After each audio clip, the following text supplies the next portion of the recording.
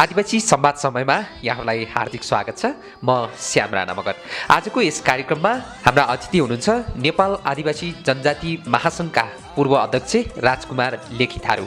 उहाँसँग आदिवासी जनजाति महासङ्घको स्थापना किन भयो र यसको विकासक्रम कस्तो रह्यो, यसको भूमिका कस्तो रहन्छ लगायतका विविध विषयवस्तुमा रहेर कुराकानी गर्नेछौँ। आउनुहोस् आजको आदिवासी संवाद समयमा उहाँसँगको यो कुराकानी। नेपाल आदिवासी जनजाति महासङ्घको पूर्व अध्यक्ष हुनुहुन्छ।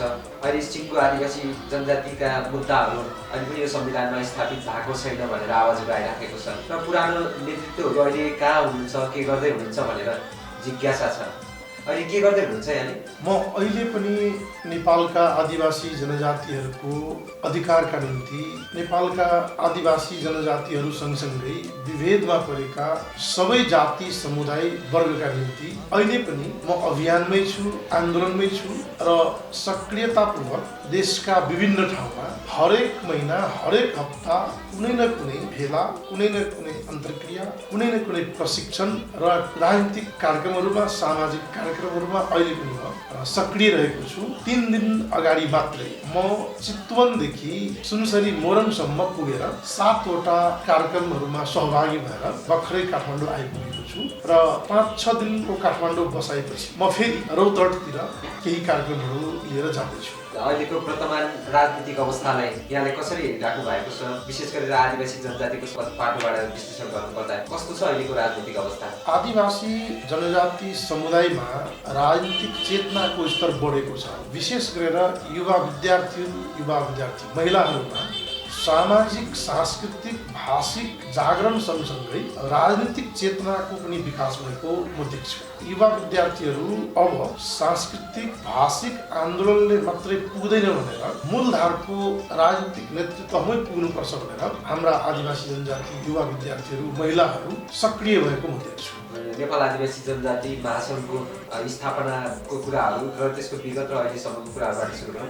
नेपाल आदिवासी जनजाति महासङ्घको स्थापना किन भयो? पहिले त आदिवासी जनजातिहरू भनेर हामीलाई नेपालका शासकहरू, नेपालका संविधान, नेपालका ऐन कानुन बनाउने निर्माताहरू हामीलाई आदिवासी जनजातिहरू पनि यो देशको पहिलो दर्जाकै नागरिक हो भन्ने कुरा उनीहरूले स्वीकारेका थिएन, बुझेका थिएन र हामीलाई 5औं 6औं दर्जाको रैती प्रजा ठान हाम्रो भाषा संस्कृतिलाई मगरको, तामाङको, थारूको, लिम्बूको, दनवारको, भोजपुरियाको भाषा संस्कृतिलाई नेपालकै भाषा संस्कृति हो भन्ने कुरा उनीहरू स्वीकार गर्दैनथे। हामी पनि नेपालकै पहिलो दर्जाका नागरिक हौ। हाम्रो भाषा छ, हाम्रो आफ्नै पोसाक छ, आफ्नै सभ्यता, संस्कृति, रीतिरिवाज छ र हामीले पनि समान रूपमा राजनीतिक अधिकार पाउनु पर्दछ भनेर आदिवासी जनजातिहरूको अभियान, आन्दोलन र आदिवासी जनजाति महासङ्घको स्थापना भयो। यसको स्थापना भइसकेपछि आजसम्म आइपुग्दाखेरि यसका उपलब्धिहरू के कति भए, कस्तो लाग्छ यहाँलाई? आदिवासी जनजाति महासङ्घको र आदिवासी जनजाति महासङ्घमा रहेका सदस्य सङ्गठनहरूको, आबद्ध सङ्गठनहरूको, आदिवासी जनजाति महासङ्घमा आबद्ध रहेका सदस्य सङ्गठन सँगै विद्यार्थी, युवा, महिला लगायतका सङ्गठनहरूको स्थापना भइसकेपछि आदिवासी जनजातिहरूले केही उपलब्धिहरू हामीले हासिल गरेका छौँ, केही अधिकारहरू प्राप्त गरेका छौँ। तर त्यो पर्याप्त छैन, त्यो अधुरो छ, अपुरो छ। अझै पनि हामी अधिकारबाट वञ्चित छौँ। त्यसकारण अझै हामी आन्दोलनरत छौँ र हाम्रो अधिकार पूर्ण रूपमा हामीले प्राप्त गरिसकेका छैनौँ। भर्खरै जारी गरिएको नेपालको संविधानले पनि आदिवासी जनजाति लगायत थुप्रै जाति समुदायलाई विभेद गरेको छ। यो संविधान पूर्ण छैन। यो संविधान समानता सहितको संविधान बन्न सकेको छैन र सबैले यस संविधानलाई अपनत्व ग्रहण गर्न सकेको छैन। त्यसकारण हामी अधिकारकै निम्ति आन्दोलित छौँ। यहाँले त सिङ्गो आदिवासी जनजाति महासङ्घको नेतृत्व पनि गरिसक्नु भएको छ। यहाँले आफ्नो कार्यकाललाई फर्केर हेर्दाखेरि आफ्नो कार्यकालमा के कस्तो उपलब्धिमूलक कामहरू गरे जस्तो लाग्छ यहाँले? अब यो मूल्याङ्कन गर्ने विषय त कठिन छ। हामीले हाम्रो कार्यकालमा गरेको कामको मूल्याङ्कन हामी आफैले गर्ने होइन। हाम्रो कार्यकाल 3 वर्षको थियो। 3 वर्षमा हामीले आदिवासी जनजातिहरूको एजेन्डालाई, आदिवासी जनजातिहरूको मागलाई, मुद्दालाई आन्दोलन मार्फत, दबावमूलक कार्यक्रमहरू मार्फत राज्यका सामु, सरकारका सामु, संविधान सभाका सामु हामीले कति उठाउन सक्यौँ, कति दबाब दिन सक्यौँ, यो कुरा मलाई लाग्छ जग जाहेर छ। यसको मूल्याङ्कन जनताले गर्ने हो, आदिवासी जनजाति समुदायले गर्ने हो, मैले आफै गर्ने होइन। तर यति मात्रै भन्छु, 3 वर्षको कार्यकालमा मैले कुनै पनि देशी विदेशी शक्तिसँग म झुक्न चाहिए। नेपालकै कुनै पनि राजनीतिक दलका नेताहरूसँग कुनै पनि प्रलोभनमा परेर आदिवासी जनजातिहरूको माग मुद्दालाई मैले धोका दिएँ। 3 वर्षको कार्यकालमा बेलायती सरकारको DFID को 12 करोड सहयोग प्राप्त हुँदा पनि नेपाल सरकार र बेलायत सरकारको नियोगको दबावमा उनीहरूको शर्तमा काम गर्नुपर्छ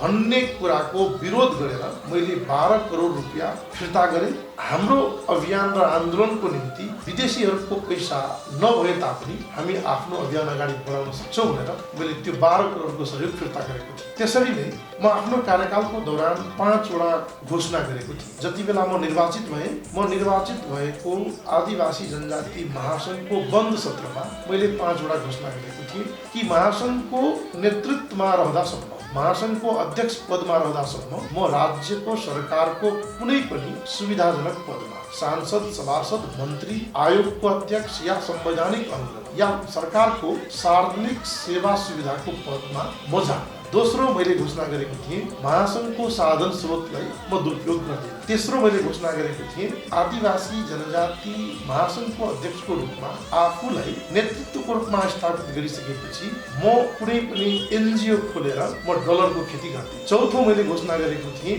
कि आदिवासी जनजाति महासङ्घको अध्यक्षको रूपमा रहेर म कुनै पनि पार्टीको पिछलग्गुको रूपमा म काम गर्दिनँ। पाँचौं मैले घोषणा गरेको थिएँ कि आदिवासी जनजाति महासङ्घ भनेको अधिकारमुखी सामाजिक सङ्गठन हो।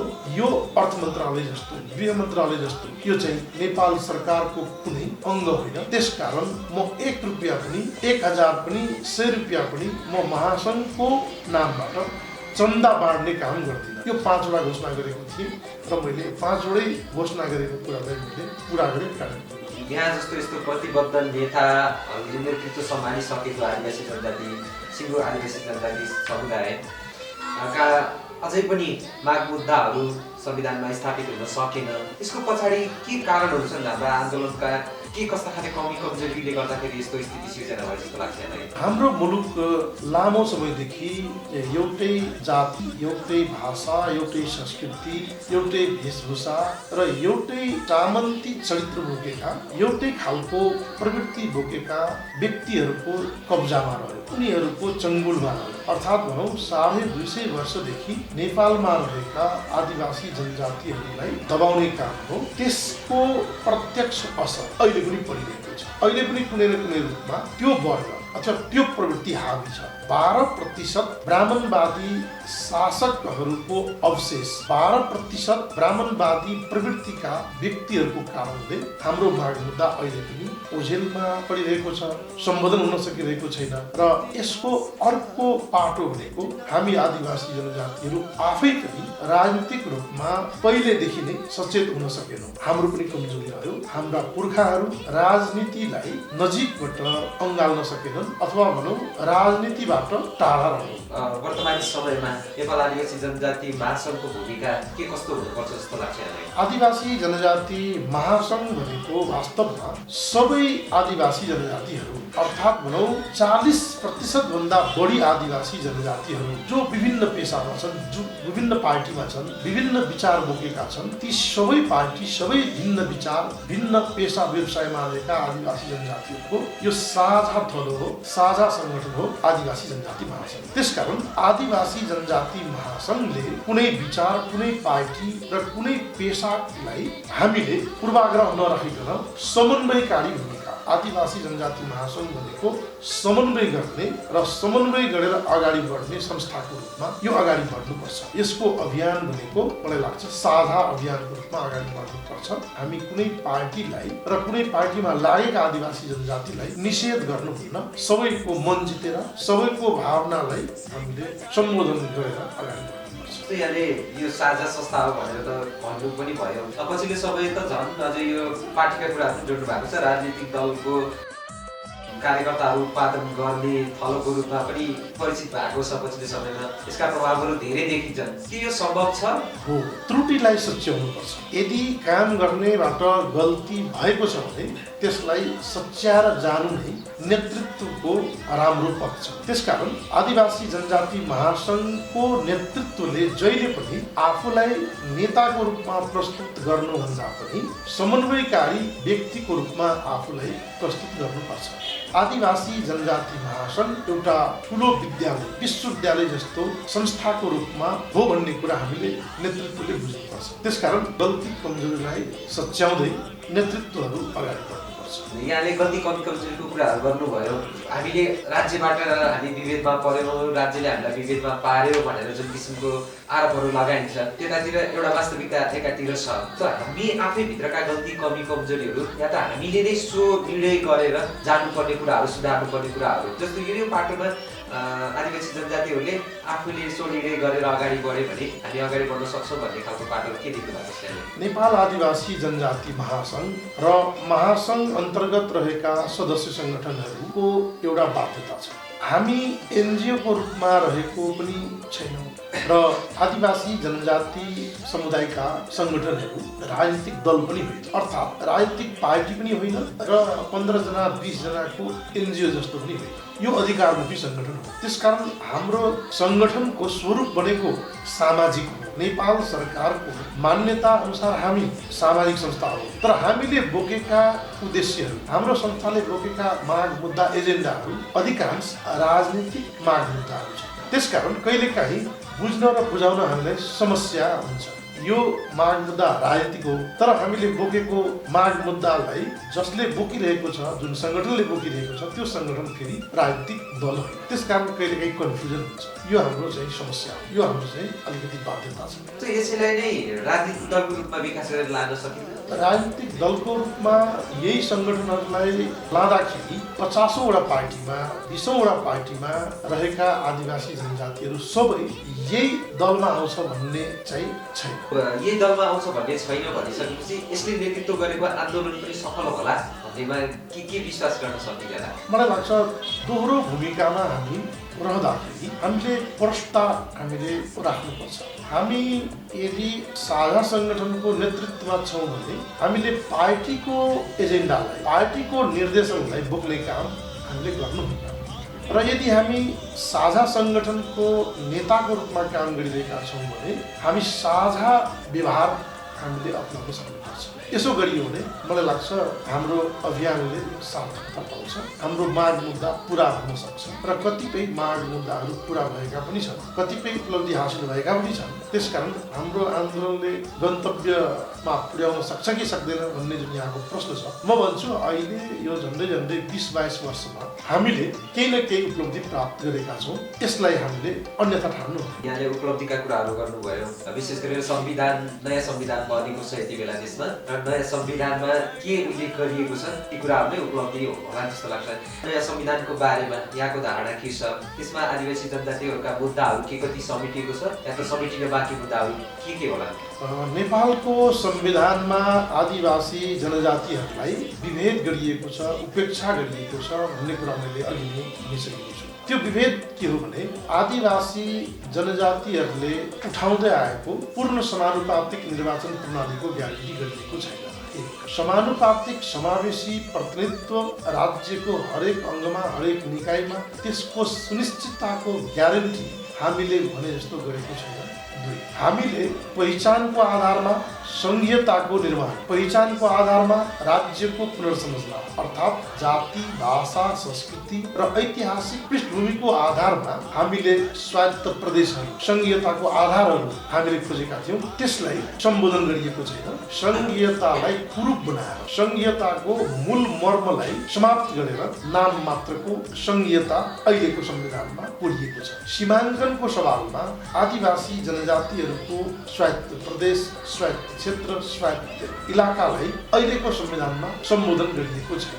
हामीले धर्मनिरपेक्षताको माग गरेका थियौँ। धर्मनिरपेक्षताको मूल मर्मलाई लत्याएर फेरि एउटा कुनै खास हिन्दू धर्म अर्थात् भनौँ सनातन धर्मलाई पक्ष पोषण हुने गरी त्यसको संरक्षण सम्वर्धन हुने गरी धर्मनिरपेक्षताको एउटा उल्लेख गर्ने काम मात्रै गरिएको छ। त्यसरी नै आदिवासी जनजातिहरूको भाषा संस्कृति लगायतका थुप्रै माग मुद्दालाई अहिले पनि उपेक्षा गरिएको छ। यस्ता थुप्रै माग मुद्दाहरू सम्बोधन गरिएको छैन, तर पनि आदिवासी जनजातिहरूले हामीले विगतमा उठाएका लोकतन्त्र, गणतन्त्र, सुशासन, स्वायत्तताका कुराहरू र राज्यको साधन स्रोतमा हाम्रो पनि पहुँच हुनुपर्छ भन्ने कुराको धेर थोर सम्बोधन चाहिँ गरिएको छ। आदिवासी जनजातिको आन्दोलन त्यस्तै गरी विशेष गरी अहिले अझै थारू समुदायको पनि छुट्टै एउटा आन्दोलनको रूपमा पनि स्थापित भयो देशमा। आदिवासी जनजातिको आन्दोलन र थारूहरूको आन्दोलन थियो नि, जसमा चाहिँ उल्लेख पनि थारूलाई अलिकति छुट्टै हिसाबबाट उल्लेख गरिएको छ। यसमा कतै आदिवासी जनजाति समुदायबाटै थारूलाई झन् छुट्याएर सम्बोधन गर्न थालेको भन्ने खालको आरोप पनि आछ नि, के भन्नुहुन्छ यहाँ? होइन, यसमा आफ्नो बुझाइ छ। नेपाल सरकार, नेपालको ऐन कानुन र नेपालको संसदमा, नेपालको संविधान सभामा थुप्रै पटक यो छलफल बहसको विषय बनेको छ। नेपालका जिम्मेवार शासकहरू, नेपालका ऐन कानुन बनाउने व्यक्तिहरू थारूहरूलाई एक समय आदिवासी जनजाति समुदायमा सूचीकृत हुँदाहुँदै पनि मधेसी समुदायको रूपमा नेपाल सरकारले आफ्नो अनुसूचीमा, नेपाल सरकारको थुप्रै घोषणापत्रमा आदिवासी जनजाति समुदाय भन्दा पनि मधेसी समुदाय हो कि भन्ने अर्थमा परिभाषित गरेको थियो। 2065 सालमा प्रचण्डजी प्रधानमन्त्री हुँदा उहाँले मधेसीको सूचीमा केही जातिहरूको उल्लेख गर्नुभएको थियो, त्यसमा थारू समुदायलाई पनि उल्लेख गरेका थिए। यसले भ्रम छर्ने काम गर्यो, यसले भ्रम सृजना गर्ने काम गर्यो र हामीले भन्यौँ हामी नेपालका आदिवासी जनजाति हौँ, हामी मधेसी समुदाय हौँ। मधेसी समुदायको वर्गीकरण, मधेसी समुदायको बारेमा अध्ययन अनुसन्धान गरियोस्। नेपाल सरकारले नै 59 आदिवासी जनजातिमा थारू समुदायलाई सूचीकृत गरेको अवस्था छ, त्यसकारण हामी आदिवासी जनजाति हौँ, मधेसी समुदाय।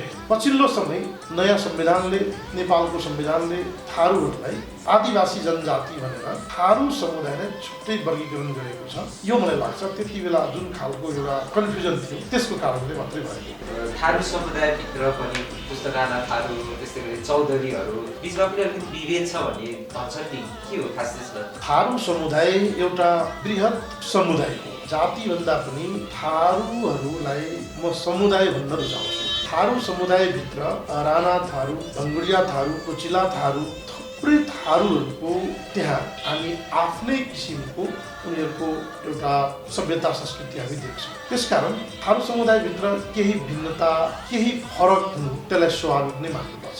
तर यति हुँदाहुँदै पनि फेरि थारूहरू हामी सबै एकै थारू हौँ भनेर हामी एक ठाउँमा छौँ, एकताबद्ध छौँ र कहिलेकाहीँ यो कन्फ्युजन हुन्छ। यसको बारेमा नेपालका इतिहासकार, नेपालका समाजशास्त्री, नेपालका मानवशास्त्री, नेपालका विषयका विज्ञहरूले यो कुराहरू भन्ने कुरा हो, बोल्ने कुरा हो। हामी त अधिकारकर्मी हौँ, हामी त राजनीतिक कार्यकर्ता हौँ, सामाजिक कार्यकर्ता हौँ, हामी विषयको ज्ञाता आफूलाई भन्दैन। त्यसकारण यो बारेमा थप अध्ययन अनुसन्धान हुनु जरुरी छ। यहाँ एउटा सामाजिक अभियन्ता हुनुहुन्छ, अधिकारकर्मी हुनुहुन्छ, यहाँको विगतलाई फर्केर अलिकति कोट्याउँ। जस्तो यहाँले आदिवासी जनजातिहरूको आन्दोलनको यात्रा कहिलेदेखि सुरु गर्नुभयो? म सुरुवातमा स्कुल पढ्दा, म हाई स्कुल पढ्दा वामपन्थी राजनीतिप्रति अलिअलि म चाहिँ आकर्षित भएँ र राजनीतिक बैठक, राजनीतिक भेलाहरूमा म चाहिँ जान थालेको थिएँ। अहिलेको सूचना तथा सञ्चार मन्त्री राम कार्की हाम्रो स्कुलको शिक्षक हुनुहुन्थ्यो। म उहाँसँगै केही राजनीतिक भेला, केही राजनीतिक बैठकमा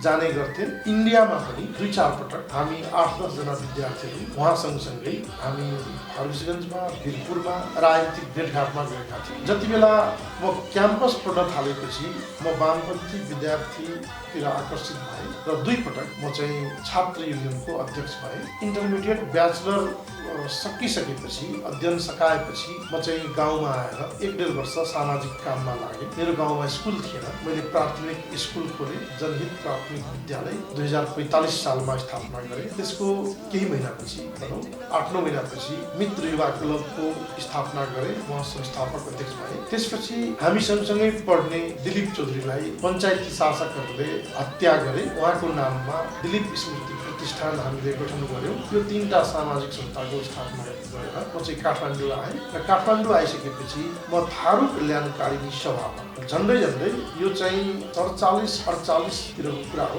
48 सालदेखि म चाहिँ थारू कल्याणकारिणी सभाको उपत्यका समितिमा म आबद्ध भएँ र काम गर्न थालेँ। त्यसपछि 50, 51, 52, 55, 56सम्म म चाहिँ उपत्यका समितिमा बसेर काम गरेँ र 2063 सालमा म थारू कल्याणकारिणी सभाको केन्द्रीय समितिमा महामन्त्री हुन पुगेँ। थारू कल्याणकारिणी सभाको केन्द्रीय नेतृत्वमा पुगेर 2063 सालबाट संस्थागत रूपमै 17 बुँदे प्रस्ताव पारित गराएर 17 बुँदे ज्ञापन पत्र तत्कालीन प्रधानमन्त्री गिरिजाप्रसाद कोइरालालाई दिएर मैले थरुहट थारूवान आन्दोलनको सुरुवात 2063 सालबाट गरेँ र त्योभन्दा अगाडि नै 2056, 57, 58बाट नै म चाहिँ आदिवासी जनजाति महासङ्घको विभिन्न कार्यक्रमहरूमा जान थालेको थिएँ। आदिवासी जनजातिहरूको आन्दोलनमा, आदिवासी जनजातिहरूको अभियानमा 55, 56, 57, 58बाट भाषिक आन्दोलनमा, सांस्कृतिक आन्दोलनमा म चाहिँ जान थालेँ। यति लामो समयदेखि आदिवासी जनजातिको पक्षमा लड्दै आउनु भएको छ। यो पछिल्लो समयमा आउँदै गर्दा, वर्तमान समयमा आउँदै गर्दाखेरि नेपालका आदिवासी जनजातिहरूको सामाजिक, आर्थिक, भाषिक, होइन, राजनीतिक समग्र स्थितिहरू कस्तो पाउनु भएको छ र अहिलेको वर्तमान अवस्थाको पनि जुन असन्तुष्टिहरू छन् नि, त्यसलाई अझ प्रभावकारी रूपमा अगाडि बढाउनको लागि, थप सशक्तिकरण गरेर अगाडि बढ्नको लागि के गर्नु पर्ला? हामीमा पनि केही समस्याहरू छ। आदिवासी जनजातिहरू हामी आफै पनि राजनीतिक रूपमा अघि नबढेसम्म, राजनीतिक रूपमा सचेत नभएसम्म, राजनीतिक होल टाइमर कार्यकर्ताकै रूपमा हामी अगाडि नबढेसम्म दया माया गरेर हामीलाई घरमा, हाम्रो अफिसमा, हाम्रो कार्यालयमा कसैले पनि राजनीतिक अधिकार ल्याइदिनेवाला छैन। यो चाहिँ आदिवासी जनजातिहरूले बुझ्नुपर्छ। मैले दुःखका साथ भन्नुपर्छ, हामी सांस्कृतिक चाडपर्वको रूपमा, चाहे माघी होस्, उधौली होस्, होली होस् वा कुनै पनि आदिवासी जनजातिहरूको चाडपर्वमा हामी जसरी 20,000, 50,000 भेला हुन्छौँ, 3 दिनसम्म, 4 दिनसम्म हामी महोत्सवको रूपमा मनाउँछौँ। तर राजनीतिक कार्यक्रमहरू, राजनीतिक प्रशिक्षणहरूमा, राजनीतिक भेलाहरूमा हामी आदिवासी जनजातिहरूमा पनि सचेतनाको पर्याप्त कमी देख्छौँ। हाम्रो पनि समस्या छ। आदिवासी जनजातिहरूको घरमा, आदिवासी जनजातिहरूको कार्यालयमा कसैले राजनीतिक अधिकार ल्याइदिँदैन। हामीले के बुझ्नुपर्छ भने हामी आफै स्वयं राजनीतिक रूपमा अगाडि नबढेसम्म, हामी आफै राजनीतिमा आफै सहभागिता नजनाएसम्म हामीले अधिकार पाउँदैन। म दुःखका साथ भन्छु, आदिवासी जनजातिहरूको सांस्कृतिक चाडपर्वमा, हामीहरूको ऐतिहासिक पर्वहरूको अवसरमा, थारूहरूको माघीमा, मगरहरूको माघीमा, अनि उधौलीमा, उभौलीमा थुप्रै चाडपर्वमा हामी 20,000, 25,000, 50,000को उपस्थिति हुन्छ। त्यो कार्यक्रमहरूमा 2 दिन, 3 दिनसम्म हाम्रो सक्रिय सहभागिता हुन्छ। तर राजनीतिक प्रशिक्षण, राजनीतिक भेला, सेमिनार, गोष्ठीहरूमा हाम्रो उपस्थिति हुँदैन। हामी राजनीतिक कार्यक्रमहरूमा त्यति चासो राख्दैन। त्यसकारण राज्य सँगसँगै विभेदकारी राज्य सत्ता सँगसँगै हाम्रो पनि कमजोरी छ। राज्य सत्ताका शासकहरूले पनि विभेद गरेको छ। हामी आफै पनि राजनीतिक रूपमा सशक्त हुन सकेका छैनौँ। अहिले पनि कुनै पनि पार्टीको नेतृत्वमा आदिवासी जनजातिहरू निर्णायक तहमा हामी जान सकेका छैनौँ। त्यो हिम्मत गर्ने कि नगर्ने, यो हाम्रो आफै भित्रको समस्या हो भन्ने लाग्छ। यो विभिन्न आन्दोलनहरूमा सञ्चार माध्यमको भूमिका पनि ज्यादै महत्त्वपूर्ण हुन्छ।